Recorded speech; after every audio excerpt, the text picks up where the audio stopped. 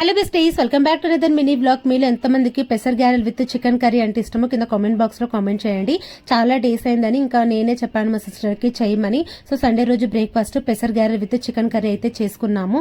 చేసుకోవడం కూడా చాలా సింపుల్ అండ్ ఈజీగా చేసుకోవచ్చు. ఫస్ట్ పెసర్లు నైట్ 6 to 8 hours సోక్ చేసుకోవాలి. మార్నింగ్ మనం గ్రైండ్ చేసేటప్పుడు మిక్సీలోకి కొంచెం కరివేపాకు, జీలకర్ర, 4 రెమ్మలు వెల్లుల్లి, 3 to 4 పచ్చిమిర్చి వేసుకొని సాల్ట్ వేసుకొని కచ్చపచ్చగా గ్రైండ్ చేసుకొని పక్కన పెట్టుకోవాలి. స్టవ్ ఆన్ చేసుకుని ఒక కడాయి తీసుకొని ఆయిల్ యాడ్ చేసుకొని ఆయిల్ హీట్ అయ్యాక గ్యారెలు వేసేసుకోవడమే. బ్రౌన్ కలర్ వచ్చేసాక తీసేసేయడమే. అంతే, చాలా ఈజీ అండ్ సింపుల్గా చేసుకోవచ్చు.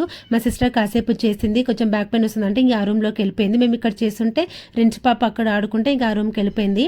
ఇంకా రిమైనింగ్ నేను మొత్తం ఫినిష్ చేసేసాను.